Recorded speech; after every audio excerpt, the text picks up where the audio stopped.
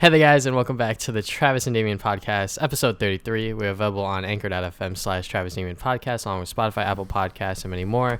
If you are enjoying the show, please rate us 5 stars on Apple Podcasts. It'll help grow the show and would be greatly appreciated. If you want to support the show financially, you could go to anchor.fm/Travis Damian Podcast/support and contribute for as low as 99 cents a month to help improve the show financially. You'll be given a shout out at the beginning of the following episodes. And that would also be greatly appreciated. If you can't contribute, don't worry. The show will go on as per usual. So today we're going to jump into some brief news, and then we're going to talk about our recent activities, then the road to PS5 conference and the Nintendo Mini Direct, and then lastly our thoughts on Animal Crossing New Horizons.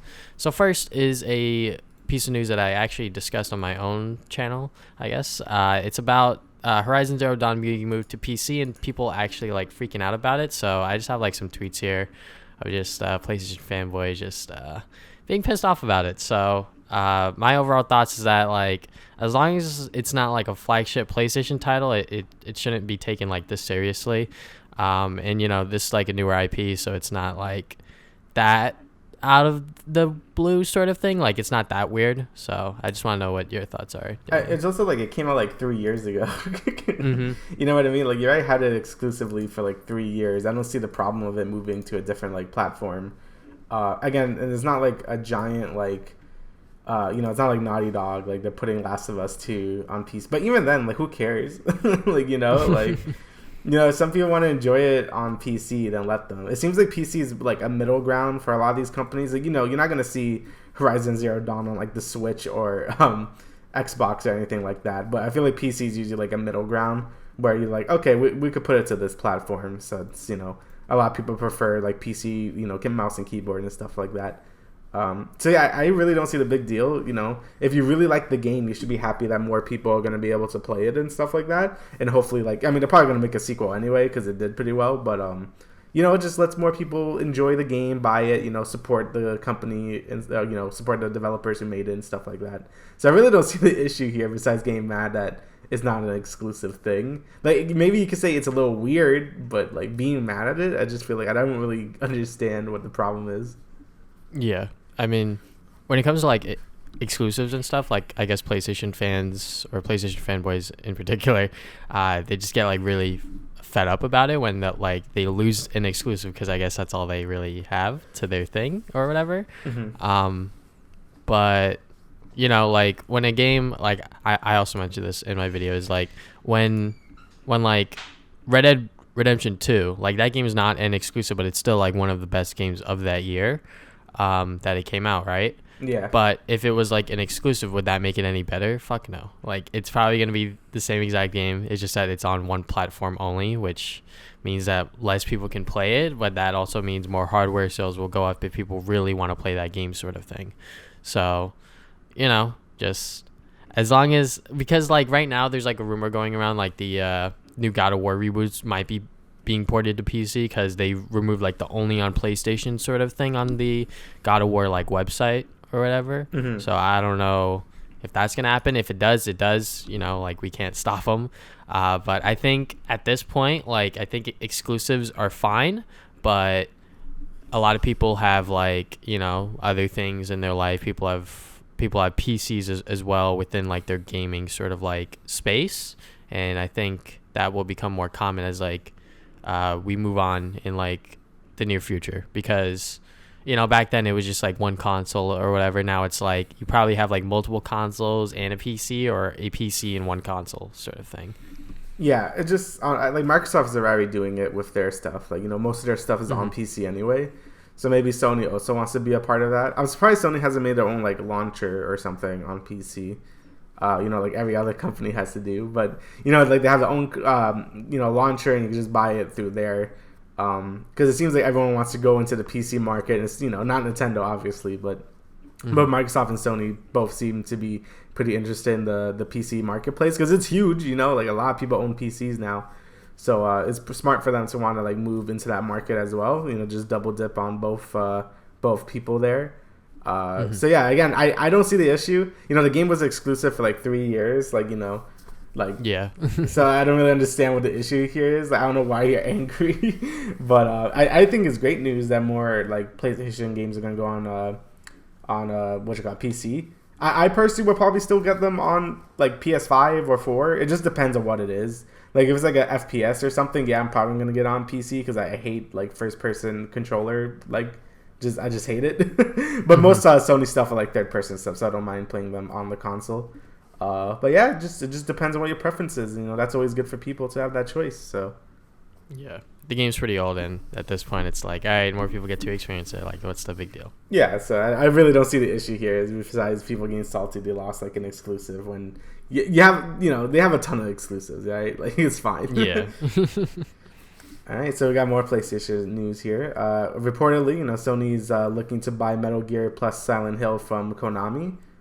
This makes sense, you know, like you know, these two series have always been like super tied to Sony anyway. You know, Metal Gear, like when you think of Metal Gear, you're gonna think of it like, oh, that's like a PlayStation, like, you know, mascot, I guess. you just used to seeing Metal Gear on PlayStation consoles because I don't think they're like really on. Well, now they're like on, you know, everything, but you know, you usually think they're on like Sony stuff. And Silent Hill has been dead for a while, so it'd be cool to see it come back after, you know, Silent Hills died, and then that happened to be, you know, Death Stranding, stuff like that. Yeah, and also it seems like with like this report, quote unquote, is like they're also trying to get like what's his name to go and do these games again. Oh, Kojima. Yeah, they're trying to get Kojima back in to like do these games again and like make new ones, which is like the best like plan for them to do, like if they were to do this to begin with. So, you know, like with Silent Hills, like obviously it sucks that whatever happened to that project happened, but if Sony is able to buy these projects for themselves and not have to work with Konami entirely and just be like, all right, Kojima, just do your thing again, you know, like that would obviously be pretty good. And these would probably be exclusive to like the PlayStation consoles for a bit, but who knows, it could be another Death Stranding situation where they do allow him to port it to PC or even announce it before the game came out, that it is coming to PC, like Death Stranding. Like that was like kind of weird that it was like, hey, this game's coming out in like a week or like less than a month, but hey, it is going to come to PC later this year. So but yeah, I think it would definitely be good, especially for Metal Gear, because, you know, like that series, ever since the last one that Kojima worked on, it's been not so good, like at all. No, it hasn't. So like the more things, like just bleed Konami dry. They just take all their things. They don't do anything with them anyway. So like take like Bomberman and Castlevania. Yeah, they don't do anything good with them anyways. Yeah, so like the more like they just take away from them, the better, honestly. Mm-hmm. All right, so next thing is that Nintendo is pressing Sony to remove Mario Creations from the game Dreams. So it's actually not like Media Molecule, I believe is the developer's name. Yeah. Yeah, so it's actually not them. It's actually Sony, like straight up sending like cease and desist letters, being like, yo, like take this down, from like, I guess Nintendo's being like, yo, we want this down. And then Sony's like, all right, I guess we'll be buddy and be like, yo, take this down, sort of thing. So once again, you know, it sucks that people that are fans of the Mario series have to, you know, suffer for creating, you know, fan games or whatever because they're using their IP. But it's just how Nintendo is. So, you know, if you're out there creating like a Nintendo themed you know, fan game, just don't say or do anything until it comes out. So yeah, like I mean they warned about this. Media Molecule, like during the early access period, is like, hey, you can make copyright style things. You know, if you want to make like a Mario type model or level, you could go ahead and do it, but just be warned that it could be taken down any moment if the, you know, the original like holder of that IP wants it taken down. Like they'll just take it down. So like they warn you before you even start the game, like that could happen. So yeah, it looks like Nintendo is just going for. I mean, it's stupid that they're doing it. Like I get they want to protect the IP, but when you see a thing made in Dreams, it's very obvious it's made in Dreams. Like, you know, like I'm not saying it's bad or anything, but I'm just saying, like, you know, if you compare Mario Odyssey to like some 3D platformer someone made in Dreams, you can tell the quality difference, right? So I don't know why Nintendo's always so uptight about the IP, like hold, you know, they got to protect the IP and stuff like that, because, you know, it's very obvious when something's made in Dreams, but. You know, that's just how Nintendo is. And I think a lot of people, you know, knew it was going to happen at some point, but it's still sad to see them really, like, go, like, super hard on this, like, thing, so. Yeah. It's just the nature of Nintendo at this point. You kind of just have to go with it. Like, yeah. It's just how they are. So they literally do that with like everything, like any Pokemon fan game, any like Mario fan game, Zelda fan game. That's why you don't really see much of them. And when you do see, or they that Metroid, like they remade the Metroid 2 before the 3DS one came out, and then they annihilated that too. So like yeah. So yeah, if you ever see a Nintendo fan made thing, download that shit really fast because it's gonna go down real quick. So yeah. Yeah, pretty much. All right, so we've been kind of avoiding talking about like the whole coronavirus, but it kind of sucks. But here's some news kind of related to it. GameStop was, they were open during the lockdown and are like classifying themselves as an essential business, basically putting them with like grocery stores and like life-sustaining businesses like that, which is is obviously stupid. Like you don't need games to live. I mean, it helps, but like it's not. That's not how it works. But there was an update to this. They actually did end up like closing, their stores and stuff, like normal people would. But as a result, they're now permanently closing like 300 stores. So, I mean, it's obviously why they were trying to keep themselves open, because they couldn't afford to close down during this thing. I mean, a lot of businesses can't during this whole coronavirus thing. But yeah, we already knew for years that GameStop hasn't been doing well. So this honestly might be the final nail in the coffin for them. Like, I feel like they can't, I don't know if they're going to be able to survive being closed for like a few weeks, like, or months, or however long this is going to last for. So yeah, we already see like 300 stores are already gone. So yeah, so the whole thing with them classifying themselves as like an essential business, supposedly, according to another podcast that I listened to, it was about like, because they have like mouse and keyboards or some shit. And I was like, who the fuck buys mouse and keyboards from I've GameStop? Never bought a mouse. I never even knew they had sold mouse and keyboards. Yeah, so people like working from home, like, what if they need a mouse and keyboard? It's like, bitch, what a fucking Target is, like there's definitely like other outlets to get that stuff. But them classifying themselves as a essential business is definitely very like out of the like really reaching sort of thing, Yeah. And then them staying open, and then like actual like law enforcement being like, we're gonna force you to close down right now, and then eventually they did like, we're like, all right guys, after Animal Crossing and Doom are out, now we're gonna close. So we got some of these sales that we could get, and now they're actually gonna permanently close 300 stores, which I think was their plan to begin with. But they were like, let's try to make some money before we close all these stores down real quick, sort of thing. So like, I think we've discussed this a lot on this podcast, where it's like, these like very specialized stores like Toys R Us before, and now GameStop, they're just sort of like phasing out because they didn't adapt and they didn't evolve. And then on top of that, other places like Best Buy and like Target, and even like Amazon, obviously, people just would much rather order or buy their games from them because they have like better things going for it. Whether it be like with Target, if you have the Target Red Card, which is like the debit/credit card, you get 5% off on anything within Target. And when you're at Target, you could also buy other things as well. And then at Best Buy, they have their own like little rewards programs. And then obviously with Amazon Prime, 2-day shipping. If you pre-order a game, it's gonna arrive the day it comes out. Probably not the morning of, maybe like afternoon sort of thing. But yeah, like GameStop, they didn't really like try to compete with anyone at all. So they were just doing their own thing, and they expanded it into like other like pop culture sort of things like t-shirts and like collectibles, and obviously like that wasn't working out. So and I think the main reason why is because they like bought ThinkGeek, so they were like trying to like merge those things together. But it obviously didn't work out, because when I go to GameStop, I want to buy games, but when like half these stores like t-shirts and collectibles, I'm like, I'm good, I'm out. So yeah, they really didn't try to like change their ways at all. They just kept doing what they were doing, and then that's it. I think I talked about this before, but like I really like, the only reason I used GameStop was mostly to like buy, obviously to get new games, but I really like getting used games and stuff like that, or older games, and then they just kind of stopped doing that. So I'm like, all right. Then the last time I stepped into a GameStop was to get my Switch, and that was it. And that was like 3 years ago. So yeah, at this point. So yeah, it's sad, but yeah, we all seen this. I'm surprised they're not dead sooner. Honestly, like, I'm surprised they're even still around. But this looks like it really is going to be the end of GameStop for reals this time. Yeah, I have no idea what the hell Reggie's going to do, but yeah, no, he's like, whoops. He's like, my resume says GameStop board of director, year 2020 to 2020. So Oh man. it's gonna be real bad. But let's move on to our recent activities. So I'll go first real quick. Go ahead. So I've actually been playing more League, so that's fun, obviously. Is it? Yeah, I've actually been winning games, so I can't wait to go on that insane loss streak for no fucking reason. But I'm back in D1, 0 LP.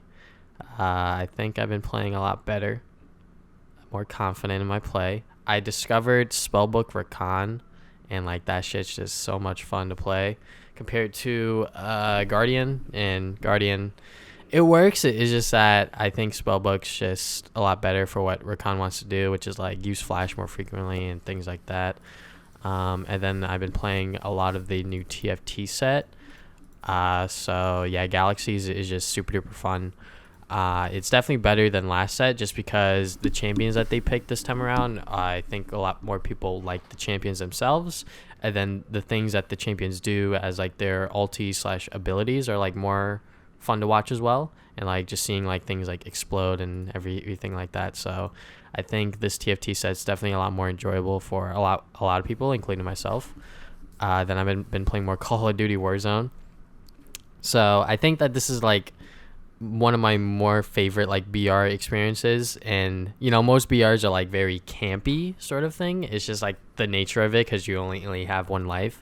But with Warzone is that you have like an extra life sort of thing. So when you die, you go into the gulag and you've 1v1 someone to buy your life back, and you win the 1v1, you get back in the game. But if you die again, your teammates can buy you back for actual money, which I think the buying system and the whole like money currency is very good for the game, because if you're ahead, it allows you to snowball, like buy UAVs, buy loadouts, buy other kill streaks and things like that. So, and even like buy your teammates back, like I said.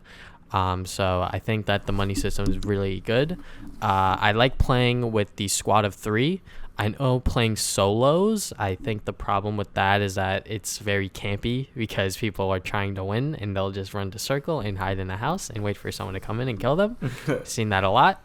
But I like playing squads just because I suck, and also communication is very important. So like when you're shooting someone, like obviously their teammates are going to hear that because they're probably playing with other people. But yeah, I really do like Warzone. It's probably my favorite like BR experience. And you know, like Fortnite, like I actually did play Fortnite recently, not gonna lie. But the problem with Fortnite is that people are just too insane at the game at this point. And on top of that, the building is the reason why people are insane at the game. Is like if you can't build as fast as they can, they're just gonna kill you. So that sucks, but it is just how that game is in particular. But with Warzone, you just gotta play Call of Duty. That's pretty much the entire game. So there's not like abilities or things like that. It's just, you know, playing Call of Duty. Then I've been playing more Ring Fit. I've actually gotten back in the groove of things. I've been kind of consistent about it. I played like I think 3 to 4 days straight, and then I took a day break. Then I went back on it yesterday. They actually just updated it with the Nintendo Mini Direct. I actually tried that. That was really fun. Yeah, it looks fun. Yeah. Yeah, with the rhythm mode. Yeah. Definitely very interesting, because when I usually play Ring Fit, I have like headphones on and like listening to music. But for that like part of the game, since it is a rhythm based game, I kind of just like listen to the Mario Odyssey theme music of New Donk City. I forget what it was called. Jump Superstar. Jump Up Superstar. So that's the one song I did, and my arms were hurting, but yeah, it was definitely very, very fun. So that's good. That's what I've been doing. All right, so I've been playing the 2 big games. Obviously, we're going to talk about Animal Crossing later, but the other big game that came out the same day was Doom Eternal. I played the Doom 2016, which this is like a sequel to, and there's a lot of people say this game is great, but people don't know if it's as good as Doom 2016. It's kind of split if you think it's better or not. I like it a lot. Like, I think I like it a lot more than the first one, and I thought the first one was good. The problem with this game is it barely feels like a first-person shooter at this point, because you have so many tools at your disposal. Like, a lot of people were comparing this more to like Bayonetta or DMC with how like the gameplay feels, since guns are only like one part of the game. Doom Guy has like a bunch of different equipment he could use. So you have like a flamethrower, ice bombs, chainsaw, like a sword. There's so many different things you're supposed to really do, and you're supposed to like move around all the time, else you'll just die. since a lot of these tools help you with different ways. Like the flamethrower, if someone's on fire and you shoot them, you get a bunch of armor. If you freeze someone and you kill them while they're frozen, you get health. Glory kills are still there, so if an enemy is low on health and they're blinking and you press the melee button, you do a glory kill and you get a bunch of health as well. Ammo is very scarce. The only way to really get ammo back is to like chainsaw like a lower level demon, so you could get a bunch of ammo back. So like all this like gameplay stuff could be a lot for some people that just want to shoot demons, and I can understand that. But for me personally, I love it. Like I think it's great, and like it flows really well once you understand how the combat really works. But besides that, I mean, that's basically the whole game, is just killing demons. Like, you know, you go from like, you do the level, you know, there's some little light platforming. I think platforming is fine. I think the movement's actually really fun to do it. I know that's, you know, people are always mixed on first person platforming. I don't mind it that much since Doom Guy feels really good to control. But yeah, besides that, just some light platforming. You explore the map, you know, there's a bunch of collectibles and stuff like that. You know, I love that from Doom 2016. You know, I just love that classic FPS or level design where there's like secrets everywhere and all that fun stuff. So yeah, they kept that in this game as well. And yeah, you just go from a combat encounter to another combat encounter with some platforming in between, and it doesn't feel repetitive, even though it probably should, just because, you know, the combat is just so fun, and like you could do so many different things. You know, you're always switching weapons. You know, you always have do some different stuff. You know, it's like no like encounter feels the same, and I really appreciate that. But yeah, but for some people, I heard that's just too much for them, and they prefer just shooting people like in the first game. And I understand that, because this could be a lot to like balance, but I found it a lot of fun. Really, the only negative thing I could say about the game is like the boss fights still aren't that great. That was also a problem with 2016, where the boss fights aren't that good. I don't know why they can't do good bosses, but it's just all kind of like boring and not that fun. But thankfully, there's only like 2 of them, like 2 actual bosses. There's like 2 other boss encounters, but they become like regular enemies at the end of the game anyway, so it doesn't really count. But yeah, the 2 actual bosses aren't that great. Like, they're pretty boring, but you know, whatever. That's just how it is. You know, you don't really come to this game for bosses or whatever. But yeah, I found it to be extremely satisfying. It's fantastic. I love it. I can see how people might be turned off from like just how crazy the combat could get and so many things to juggle. But I think if you like 2016, I think it's worth a shot. You'll probably like it anyway. And anyone that's just looking for like just a good just first person shooter, then I guess this is it. Even though I just described it as barely a first person shooter, I think you'll probably still like it. But yeah, I enjoyed it a lot. It was fantastic. Next, I played a little bit of the Bravely Default 2 demo. So this was also announced during the mini direct. I didn't play too much of it. I only played like 30 minutes of it. But I thought, I mean, it's Bravely Default, just on the Switch. And yeah, that's basically what it is. Like, the presentation stuff looks really good. The models could look a little weird when they talk, but you know, that's whatever. The backgrounds and stuff look really good though. It reminds me a lot of like Octopath and stuff like that, where all the backgrounds are just beautiful and stuff like that, and like the characters are just, yeah, it just looks like a, what do you call that thing, like a diorama or something like that, like a pop-up book. It's like the same aesthetic from like the first game.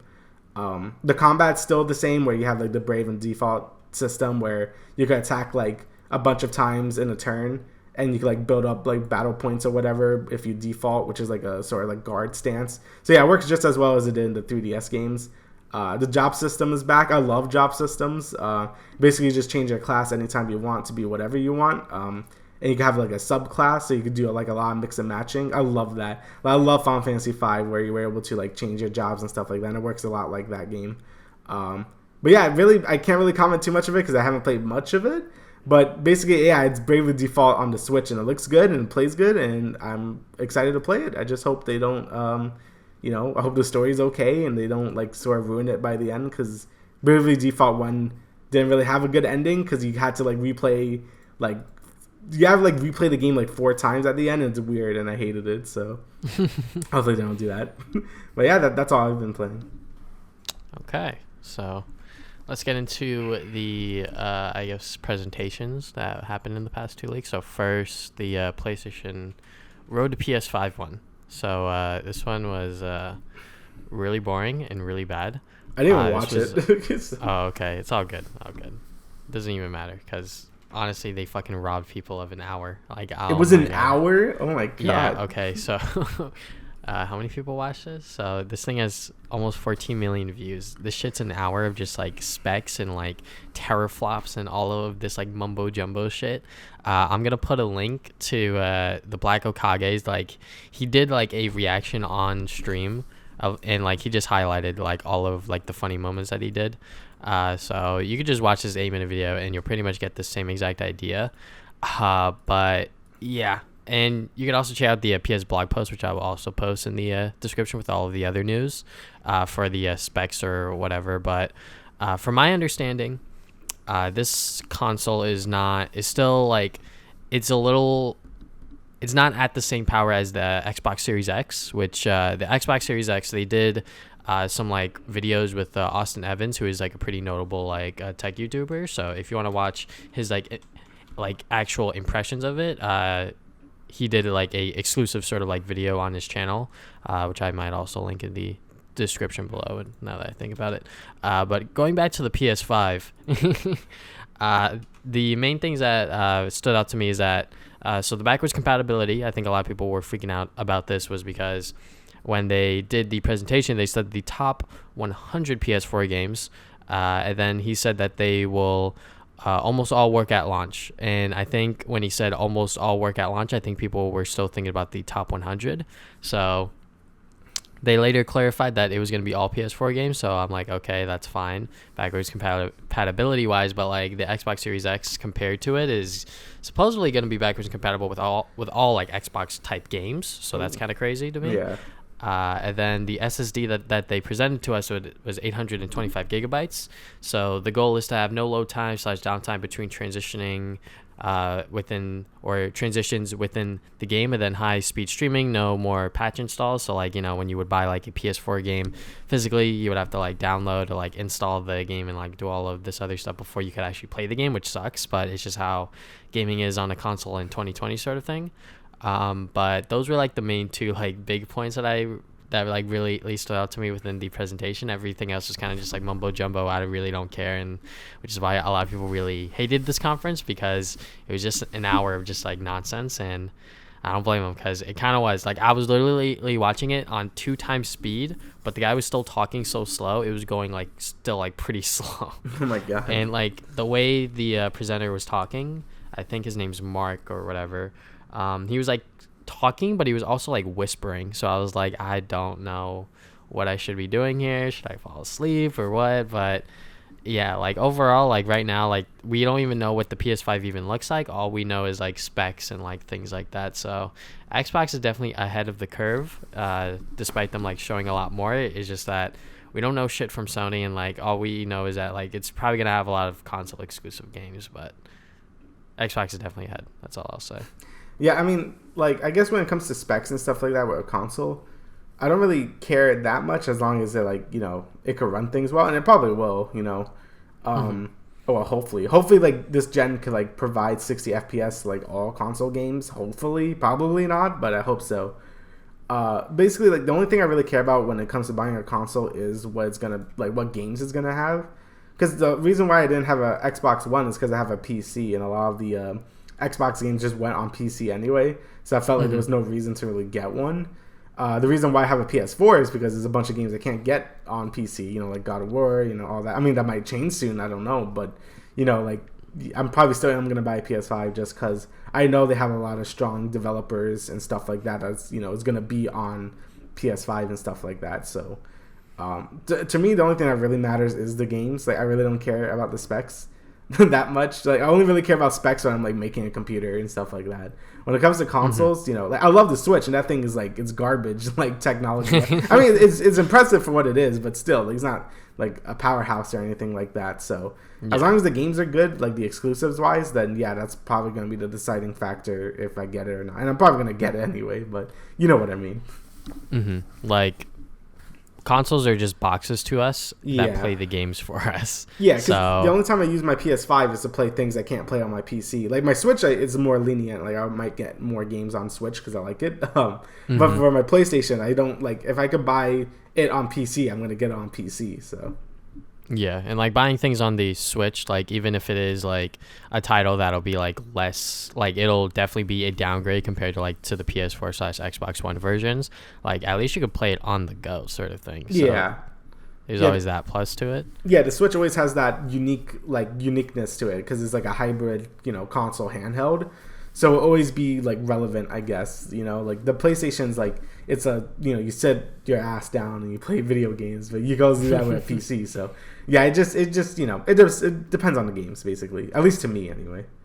Yeah, I definitely feel the same way, but the top 100 backwards compatibility thing was kind of just like what, and then they were like, well, no, it's probably gonna be all PS4 games, but yeah, it just seems a little weird that they still can't get like full backwards compatibility with all like PlayStation things, because like that rumor that was going around, like a lot of people were hype about it, and I'm pretty sure people working on the PlayStation 5 probably saw those rumors and were like, should we do this? And they probably should, because like I think that would be like a really strong like selling point to a lot of people, especially since Xbox is doing that, I believe, with the whole backwards compatibility thing. So maybe PlayStation could step it up, but if not, I think people are going to move over to the Xbox. But I know console loyalty, for people that are like console only sort of thing, unless their friends move, they're not going to move sort of thing. So it all depends on like what happens within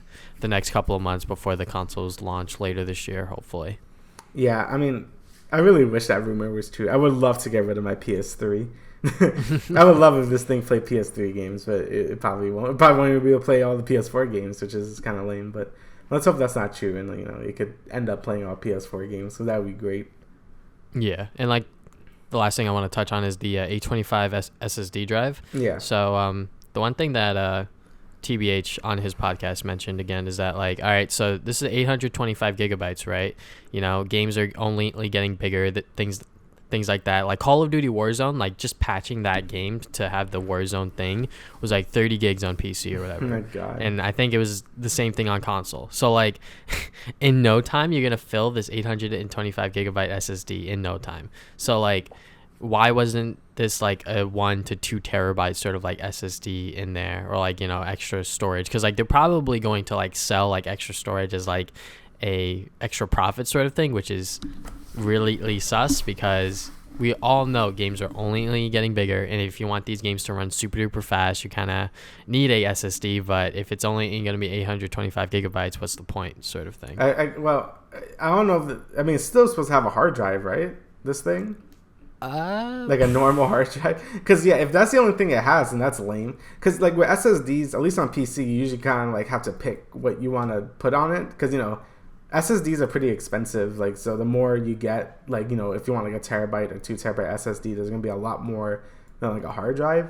So usually, like, at least what I hear a lot of people do is they put like games they would play a lot. So for you would probably download like League on there and just leave it there so it loads faster. Like if you're just getting like some game you're just gonna play once and never again, you probably don't want to put it on the SSD. You probably want to put it on somewhere else, like a hard drive or something. But yeah, I actually don't know if it has a hard drive or not. It probably does though, because yeah, that's way too little for like any modern game at this point. Most games are like 80 gigs now. So yeah, games are only getting bigger.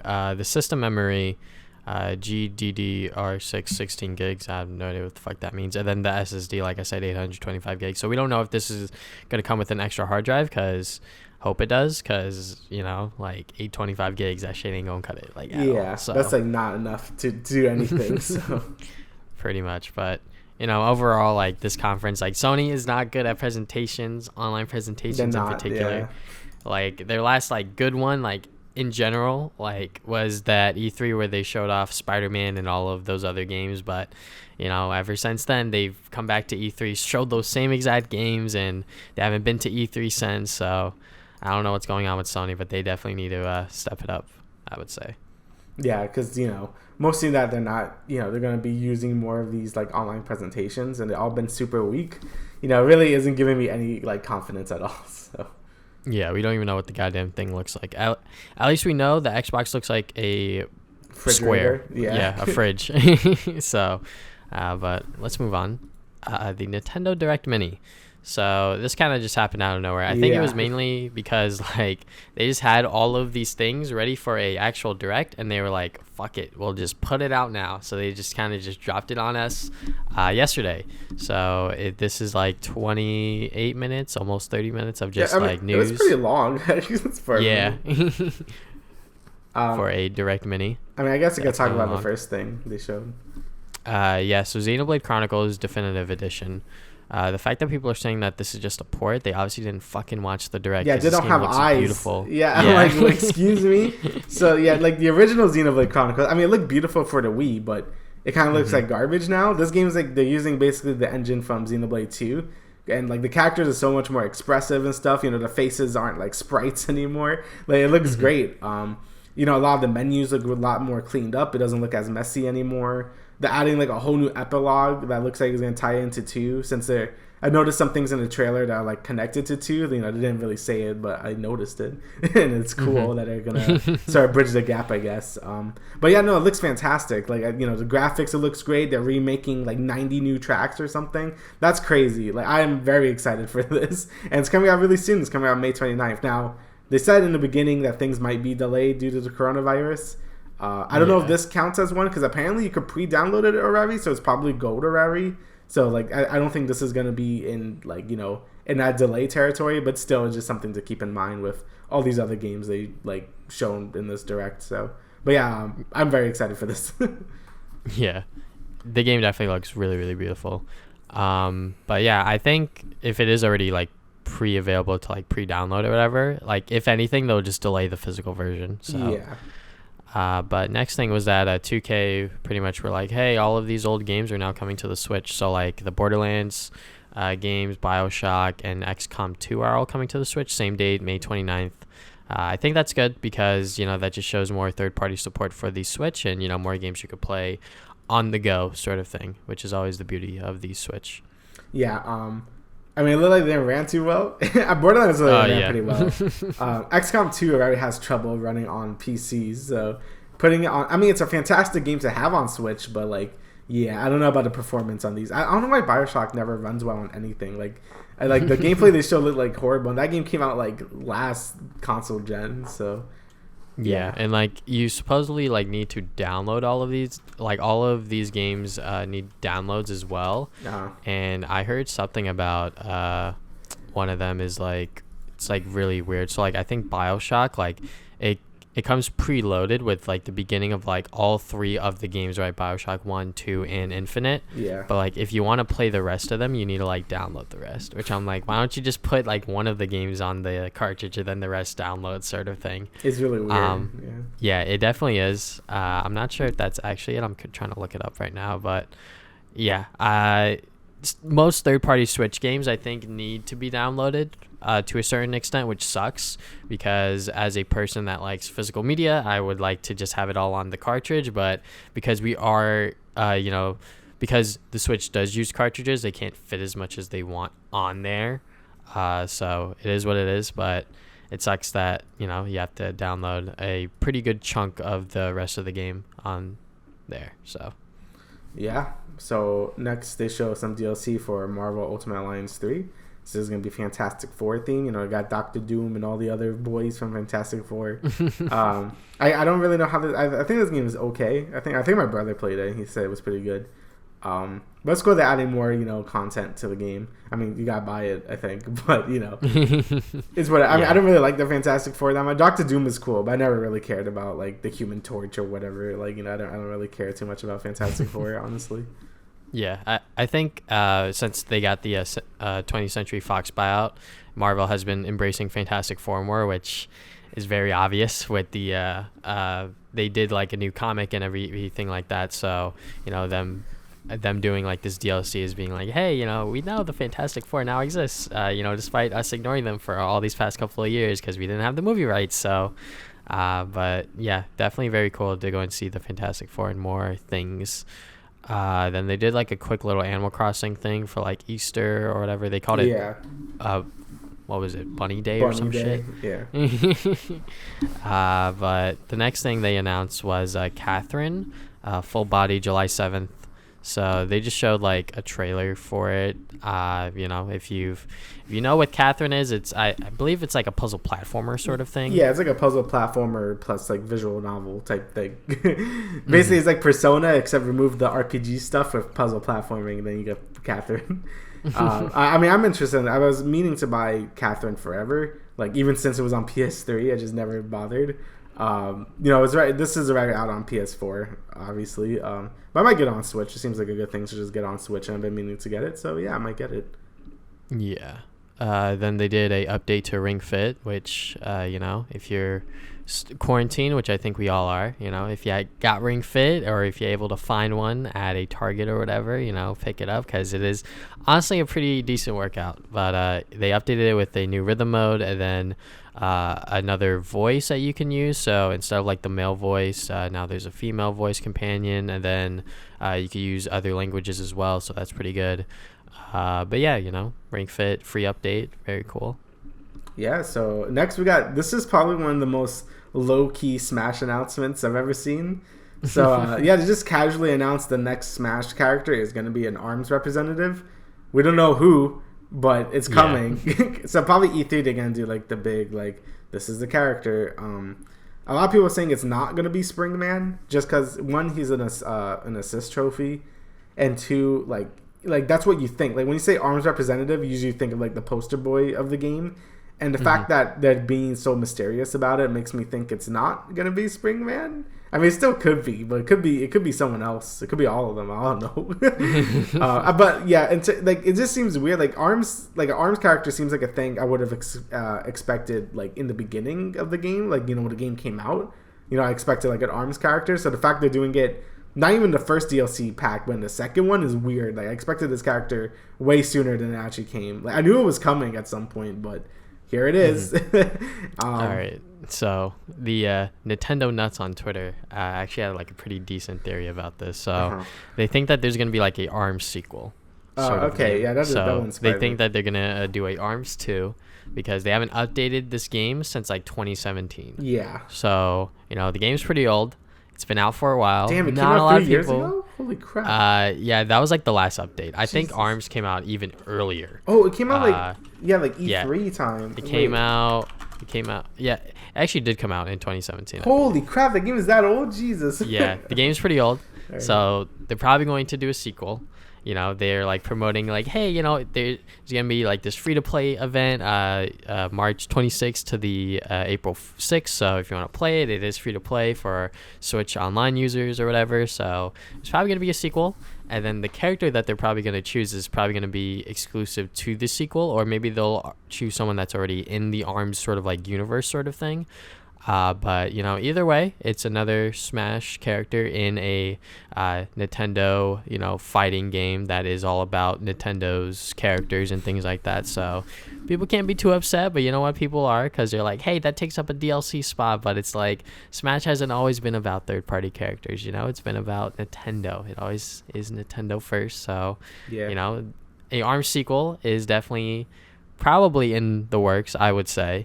But we'll just have to wait and see whenever the character does come out, because supposedly we'll know more in like June or something. So, or the character will actually just straight up be available in June. So, yeah, that wouldn't surprise me. I mean, I really liked ARMS, honestly. I thought it was fun. It's kind of gimmicky with the two Joy-Cons, but I just used a Pro Controller. I thought it was better to use it like that. And yeah, I think an ARMS character could be pretty unique. They could use their stretchy arms and stuff like that. Like I'm not mad about it at all. Like, because this is something I just expected. Like I said, I just expected an ARMS character anyway. So yeah, the fact that it's here now, I'm like, oh, it's just a lot later than I thought it was gonna come out, but here it is. So yeah, I'm pretty okay with this. Yeah. All right. So the next thing we got was Bravely Default 2. I already talked about the demo. There has no release date, so there's a good chance it might get pushed back, honestly. Like, it could be a 2021 game. Yeah. But yeah, from what I played of it, it seems good. It seems like more Bravely Default on Switch, and I'm excited for it. And yeah, that's when they announced the demo as well. I heard it's pretty lengthy, too. Only like 30 hours in. 30 hours. 30 minutes in. And apparently it's like 2 hours. So yeah, Square is pretty good with their demos, honestly. So, yeah. quick thing I forgot to put on the doc, but they did show off like the Clubhouse 51 game sort of thing, just like a bunch of like basic games with like Connect 4, Blackjack, things like that. So, a game for the more casual audience sort of thing, and it's going to be available on June 5th. So that is relatively close. Then the next game I have on here is Ninja.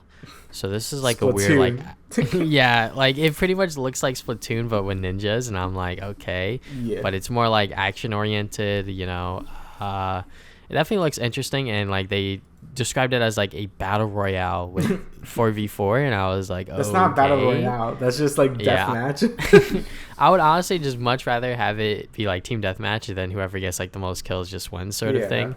Just like, Splatoon has like their own like little objectives and things like that, but this like little indie game that has a style of like Splatoon with like very cartoony graphics. I think hopefully there's a mode like that in there if they want to do that sort of thing. All right, so I'm actually got kind of hyped for this one. It's the Mr. Driller Drill Land. So oh yeah, I played there was like a DS one that I played a lot of, and I really liked it as a kid, and now they're making like another one. I'm like, hell yeah. I don't know why I like it so much, but it's just fun to like dig through the thing, and then you go to the bottom, stuff like that. I remember liking it a lot, so it's gonna be cool that they're making another one of these drill dozer type things. It's pretty much a puzzle game, but you're drilling down, so you don't want to like kill yourself. Which in this little short gameplay footage, they do show Mr. Driller dying, but yeah, I'm also pretty excited for that as well. All right, so I guess I'll talk about the expansion because all right. So yeah, so the last thing they showed was the more information about the first first expansion for Pokemon Sword and Shield, which is the Isle of Armor, and it's basically like I feel like my fears are coming true, where it seems like this DLC is not gonna have like any content at all. So basically, they give the gist of you go to this new wild area, which is cool.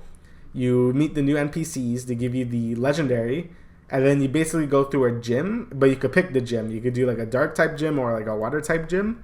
You go through it. You evolve your little legendary, and that's it. I feel like that's gonna be the whole campaign for that DLC. It's gonna be like 2 hours. Like that's what I'm feeling it in my gut. I feel like that's all there is in this thing, and that's it. Like having a new wild area is awesome because I love the wild area in Pokemon Sword and Shield. I thought that was like the best part of the game. You can spend a lot of hours just messing around in there, and it's cool that adding like another one. But having just a campaign be that, which I feel like that's all it's gonna be, is gonna be super disappointing. But I already called it. Like I knew this was gonna be like this. I mean, they could prove me wrong. They could have some more stuff in there, but I feel like that's all there is to this. Like to the story part, at least. It seems like the next expansion is gonna be like the big one when they introduce like max raid dungeons and crap. You could collect a bunch of more new legendaries and stuff. That seems like where all the money is going. This one definitely seems like the weaker out of the two, but it's coming out at the end of June, so yeah, that's something to look forward to, I guess. Yeah. Still haven't played a Pokemon game since X and Y, so I have no real opinion on this other than like, yeah, it looks like it's a fun little DLC piece, but I think the price point that they're like pricing this at as like a pass sort of thing is not all that much content, like you said. So that's just from an outside perspective as far as I could tell. But if you're enjoying Pokemon for what it is, because I do have a lot of people on my Switch friends list, because this is gonna sound weird, but after I finish my Animal Crossing for the night, I like go through like my friends to see who's still online at like 3 a.m. Some people are still on, but those people that just get off, I like to see their like play times on certain things, and people have like a lot of hours on like Pokemon Sword and Shield. I'm like, what, they enjoyed the game for what it is. That's cool.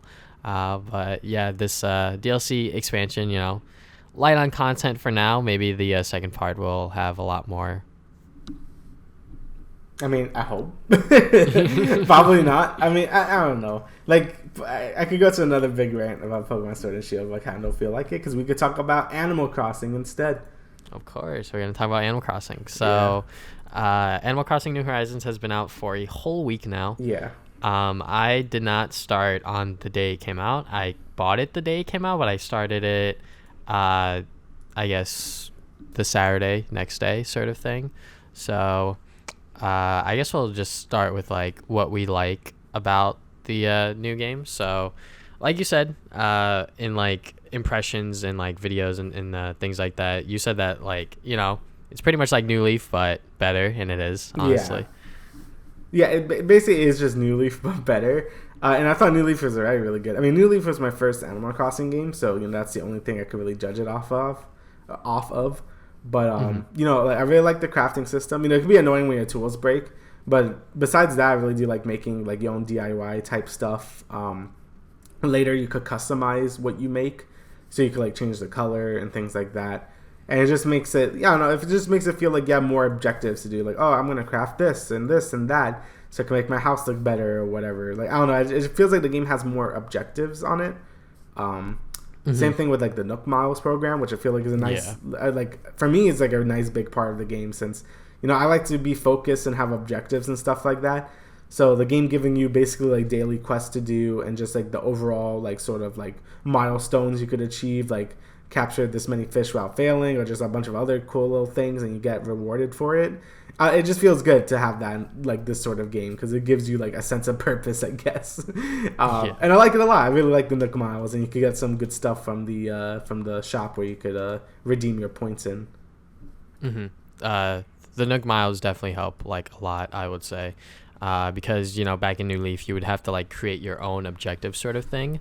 But now you could just follow the Nook Miles, be like, oh, okay, I want to do this, I want to do that, you know, because before I would just do my own thing and then just go with it. But with Nook Miles, especially Nook Miles Plus, because those like objectives that just keep rotating out, you know, it's like, oh, okay, sell this amount of fruit, and I'm like, okay, I guess I'll just pick these fruit then sell it instantly just to go and get the Nook Miles points, and then later on it'll come back in my rotation and I'm like, do I want to do it again, yes or no, do I want to keep playing, sort of thing. But it makes like my play sessions like almost endless, since they just keep cycling out. So at a certain point I just have to like call it for the night and be like, all right, I'm kind of done here with the Nook Miles Plus especially. But with the general, just like Nook Miles, just like objectives, you know, little bonus things that you get, and like the way that they use that currency, I think is a very good idea, with the tickets to go and visit like random islands and things like that, and then like the extra hairstyles, the additional row for your inventory, I think is very important. That one is like a must-have, because if you don't, you're gonna be going back and like selling things and like going back and forth, and it just gets super annoying. And like if you're going to visit, you know, random islands with the Nook Miles tickets, I definitely recommend getting that upgrade first. And then the tool wheel, I think, is pretty nifty. Yes, very nice. Because like when I was playing New Leaf, I was like, man, I hate pulling up this fucking menu. But like when I was playing New Horizons, I was so used to that sort of like style, I just kept doing it. But once I got the wheel, I kind of had to get used to it, because I was like, oh wait, I could actually just like press up on the D-pad sort of thing and be like, oh okay, now I could just pick whichever one I need, and it's like super fast and super easy and doesn't take as much time, especially if there's like a goddamn tarantula in front of you and you don't want to die. So yeah. But yeah, I really do think they did a good job with objectives and stuff in this game. I just feel like there's more goals to do. You know, obviously you have your standard goals like pay off your debt and like other big island projects you want to do, but the Nook Miles really does add a more sense of progression, I guess. You know, it feels good. I like it a lot. I guess some other cool little, I don't know if New Leaf added this later, but like the little happy home designer type thing when you go into your house and you can press down and just move things, like, you know, that's awesome. I love that. I hated pulling the furniture. Like it just made making your house really obnoxious. Being able to press down and just like place anything you want and move everything you want so easily is so nice. I love it a lot. Yeah, definitely. Other things, the pole to like get over the river was a very nice feature that they added. So like the islands could be sort of different. Yeah, all the like terrain traversal tools, you know, like the ladder and like the pole vault are really cool. I guess like the other thing to talk about is I kind of do miss like the island from New Leaf, where, you know, you could bring people over to that island and like do little mini games and stuff. Because I feel like the multiplayer is basically like, oh, come look at my island, and then that's about it, and you can like fish together. I mean, that's nothing wrong with that, you know, that's fine. But I kind of do miss like them little mini games and stuff from the island from New Leaf, because I just thought it was fun. Yeah. But besides Maybe they'll that, do that in an update. yeah, that's what I'm thinking. I think there's gonna be like a lot of updates and stuff to this game anyway. You know, there's probably gonna be huge updates like later down the road. But for what it is, everything just feels like a straight upgrade from New Leaf. Like a lot of quality of life changes and stuff like that. I mean, I just got my town hall, so like I'm still kind of early into the game. Yeah, so now I'm just like I'm really like I could do big projects on the island now, like make more bridges and stuff like that, and move like villagers around and stuff like that. But yeah, like basically the game is just so customizable. Like you could do whatever. Like you could just shape your island however you want. You could like if you can make your own main street, you can make your own like little residential areas and stuff like that. It's crazy. You can do a bunch of different things in this game. And I'm just fishing most of the time, but that's fine. Yeah, I'm definitely having a lot of fun. And I actually call me Animal Crossing new, but I just like discovered what the Nook Miles things did with the tickets, and I was like, wait, you could visit other people's islands or like visit like random islands to like get more materials. So I was literally like sitting on the store, but I didn't have the 30 iron ore because I was like, there's only so many rocks per day on your island. But I was like, wait, I could just go to other islands and get that shit there. And I was like, wait, so I could just do it tonight. So I pretty much used like 3 tickets because I was just sitting on so many Nook Miles because I didn't know what to do with them, but now I do. But yeah, it definitely extends playtime and accelerates sort of like the progression in the game if you like need certain materials or certain things that you don't want to sacrifice your own island for, or if your island just doesn't have it to begin with, sort of thing. Yeah, it basically, if you exhaust all your resources for the day, you can just go to the other island and like get more wood or iron and things like that, since they're endless basically, as long as you have miles.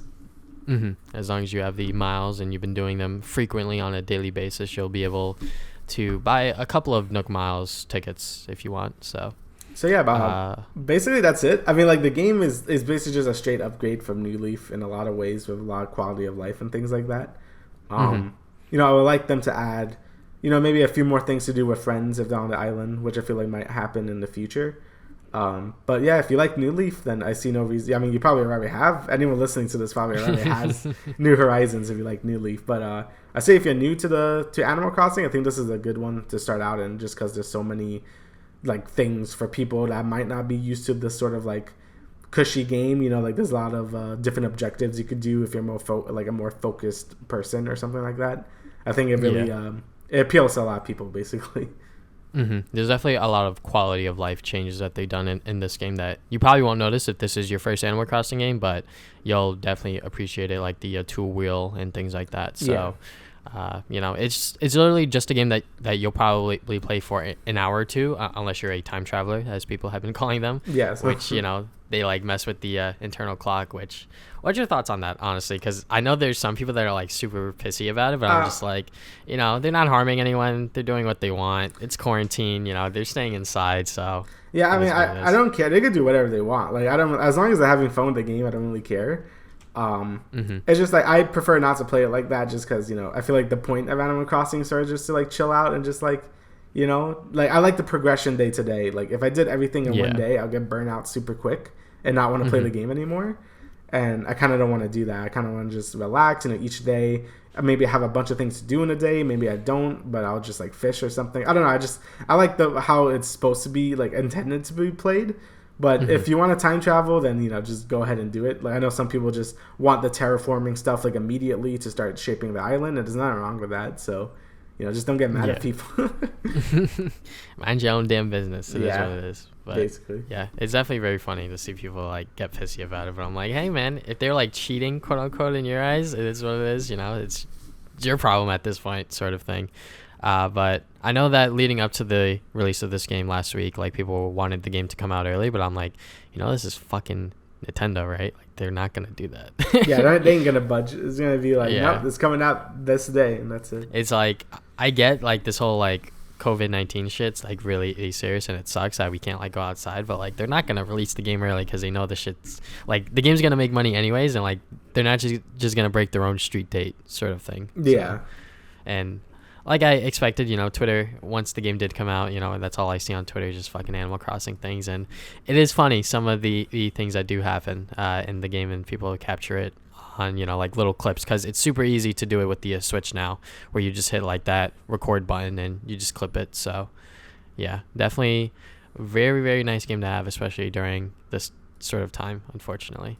Yeah, no, the game is fantastic, and yeah, it is good to have it during quarantine time where, you know, we're kind of just stuck here. So All right, so is there anything else you would like to add, good stuff? no, I think that's everything. Okay, so thank you guys for listening to the Travis and Damian podcast. You can find us on anchor.fm/Travis Damian Podcast, and we will see you guys 2 weeks from now with another episode. See you.